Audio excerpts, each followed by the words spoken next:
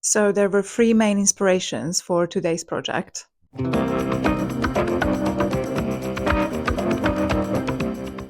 One of them was Look 21 from Margiela's recent haute couture collection.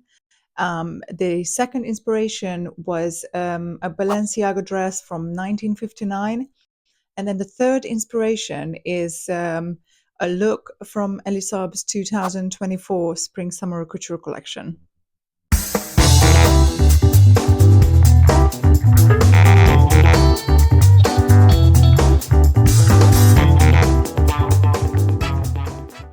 By the way, my name is Henny, welcome to my channel, and today I'm going to make a dress from start to finish on the mini mannequin that is behind me. Right, inspiration number one, Margiela, from the recent haute couture collection. I love this look, especially the coat. It's interesting, I love the structure, it's weird, but well constructed. I loved this whole show. If you have not seen it, then I really recommend watching it. There were so many like ideas and complicated constructions packed into one collection. So just all in all, I mean, I think it was fantastic. Again, if you have not seen it, please watch it.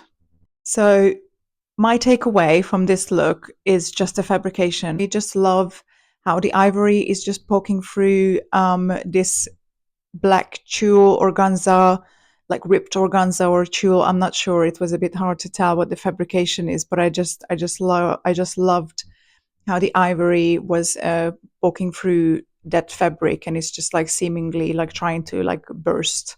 Inspiration number two, Balenciaga, 1959. So I wanted a like a feminine silhouette to the dress, and I really liked the tulip shape. But on my design, I decided to actually lower the waistline. So mine actually sits on the upper hip level, but still I'm trying to keep the shape, the tulip shape. Inspiration number three, Elisab's 2024 couture collection. This particular look. I just love the neckline. I love the draping, and I love how the drape cuts through the neckline and creates this rectangular shape. On my design, I actually curved the neckline, but I was trying to keep the concept the same.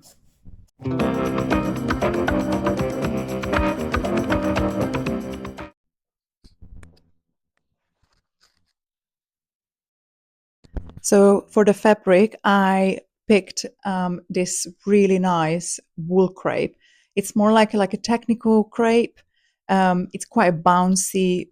It's got a really nice structure to it, and it's a little bit off-white. So this is not white, it's more like ivory off-white. And for the tulle, I just had some black tulle laying around, so I'm going to use that for the drapey bits of the dress.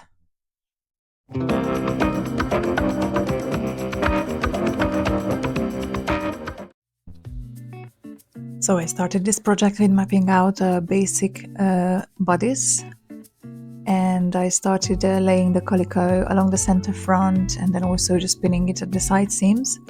And then I'm just taking away the excess fabric and creating some darts along the bust and above the bust.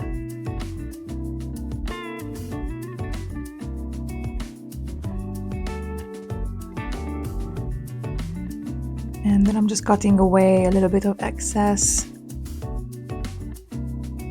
and then cutting away the excess around the arm, and I started marking the side seams.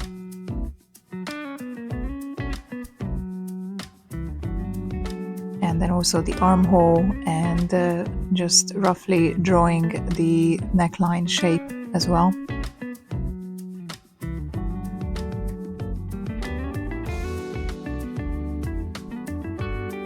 And then I moved on to the back, again securing it along the center back,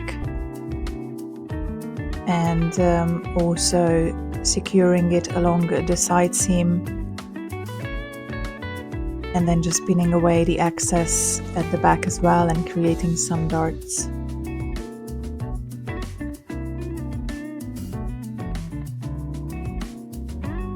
And then I switched to a pen because I realized that probably you are not going to see the pencil marks properly. And then I started drawing the darts and the neckline again, and the armhole and the side seam and the center back and the hem where the skirt is going to get attached.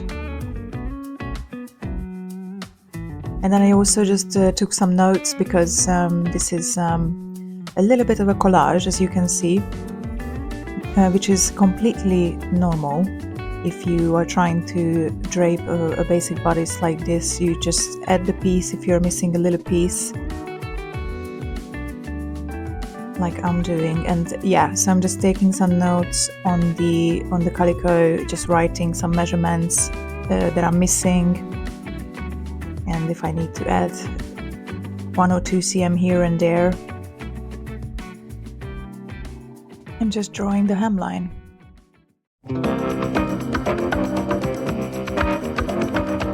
For the skirt, I tried 3 versions. Version 1 and 2, I tried to freestyle drape all the pleats and just trying to figure out what would look best. And then for the version 3, I actually decided to kind of a little bit flat pattern cut, a little bit drape, and actually that's the one that I opted for. So I just kind of draped a basic shape, and then I traced the pattern off just roughly, making sure the side seams are matching.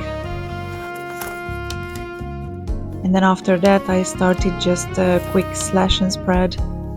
This is a very rough pattern cutting here, and I'm not even aiming for having the exact measurements because I'm not a big fan of flat pattern cutting. I'm very much a drapey person, but sometimes you need like a rough outline for what you want, and this is what's happening here. So I just quickly added a little bit of volume at the top that is gonna get pleated, and yeah, just see what's going to happen. So I quickly cut this out in calico, and then I started mocking up my pleats on the dummy and just trying to figure out the way. And as you can see, I didn't add enough excess, but no problem, I'm gonna rectify that later. This is getting there. Oh yeah, I'm missing there a little bit. And then after that I started to just draw my pleats again, taking some notes for myself and just removing it off of the dummy, and then just marking my pleat directions as they go.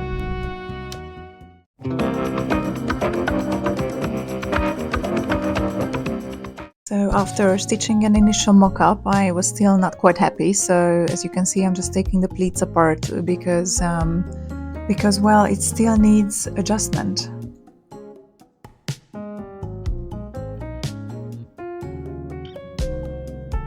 I had a little bit of too much length at the back, so I lifted it up. And then I just started to create some new pleats again. Well, this is the process. I mean, it's always a bit of trial and error. You always need to see.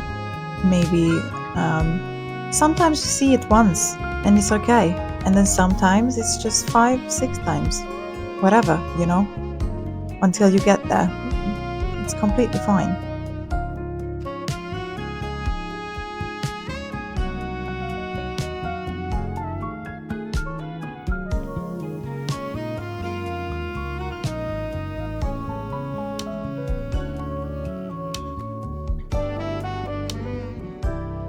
And then finally I got to a point when I liked it, so I started to mark the pleats again, and I'm just drawing a line across the seam, and then I stitched another mock-up, and it still had issues on the hem. It was that it had balance issues. So what I'm doing, I'm just taking the side seams apart. I'm just cutting along the seam, and then I'll see where it wants to fall. And right after that, I'm just laying it flat. I do have some pencil marks already, and I'm just cutting it along the pencil mark. This is my new side seam. I also have some additional folds because I needed some re-angling done, so it falls straighter.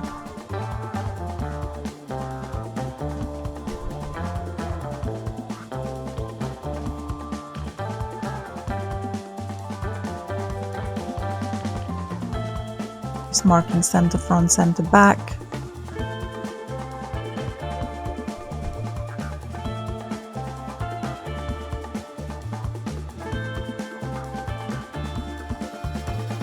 And then just taking the pleats apart so I can lay it flat. And here it is.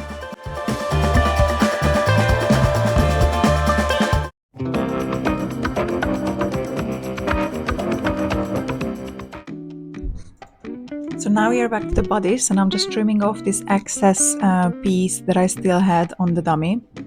And then right after that, I took everything off, still having the pins inside, and I'm just marking anything else that's missing, like waist position, etc. And then I'm just tracing it onto a pattern paper. Yes, that's the word.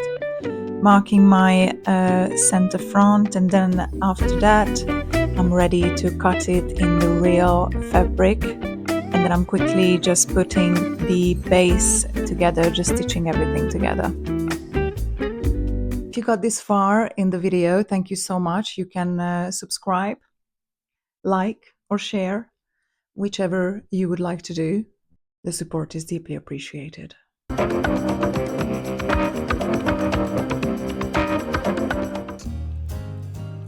Once I had the bodice stitched together and I had it on the dummy, I could start laying the tulle over and just start creating some random pleats. I did not want any, I did not want it to be so arranged. So I wanted it to be quite random and quite light. Like I really wanted the ivory to poke through. So that's what I was aiming for. Yeah, and was just pinning. And then here it was, just a rough drape. Right after that I took it off the dummy, and then I proceeded to remove the 1000 pins that I decided to put into this base as I was draping. So yeah, because I needed to stitch it down, so I had to rearrange all the pins that I had, but also maintaining the drape in its place. I have no idea why I used so many pins. I just wanted it to be super secure.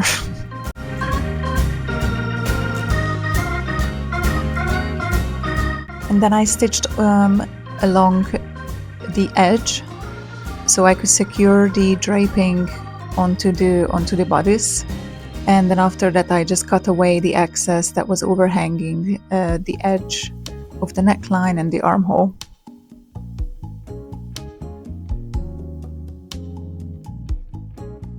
I put it back on the dummy just to have a final check, and then I trimmed off the excess from the underbust as well. And now this was looking quite okay. So I started draping the middle bit. Here I wanted to have a little bit more dense. So a little bit more dense along this area.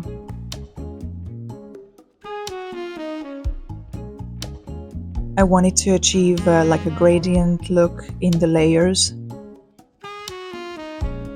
And here is how it looks.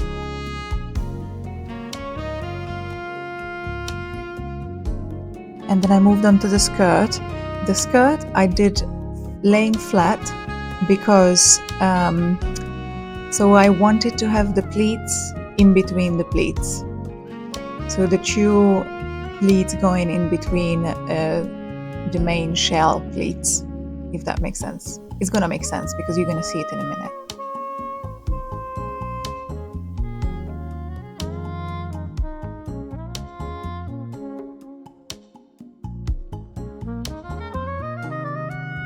Don't you guys just hate these random bendy pins that you have in your box of pins sometimes?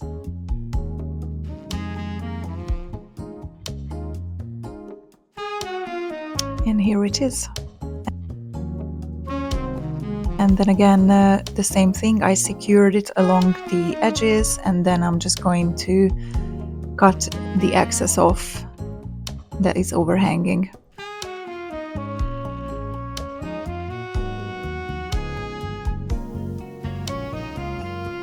And here we are again, just pleating. Well, that's the process.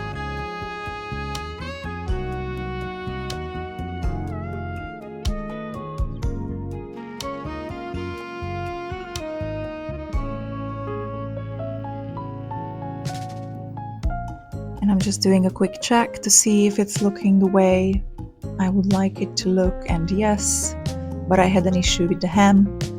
It was really dipping to the front, so I had to sort of level the hem. That's what the pins are for. As you can see, it's quite curved.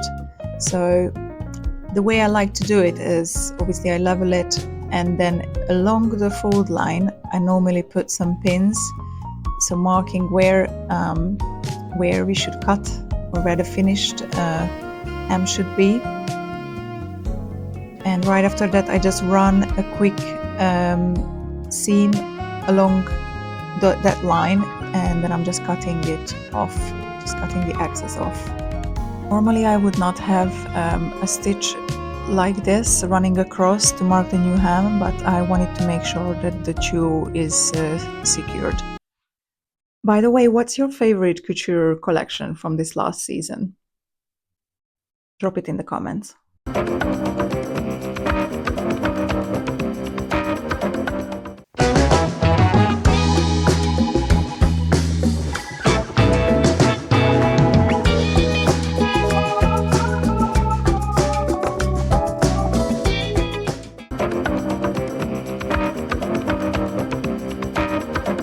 Right, so I think it's a very good practice to reflect on the work you've done. Not everything that you're going to make you're gonna love, and this is one of those occasions.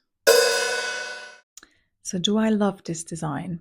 I did like the design initially, but I just don't like it when now that it's done. Do I hate it? I wouldn't say I hate it. I mean, there are some aspects to it that I like. I like the neckline a lot. I like the draping on the neckline. I don't like the skirt. I don't like the skirt at all, and I don't think it would be flattering at all on a person, like on a real size either. But I mean, every work you do is a learning curve. So you are constantly developing and learning, and you're improving your skills. And I mean, if I just take this design, I've never done like a pleating overlay on a pleated base, like the way I've done the skirt. Maybe next time I will integrate it, but like better, because I already know the mistakes that I've made. Anyway, guys, thank you for joining me today, and I hope I'll see you next time. I have something very cute in the making, so please stick around. Bye.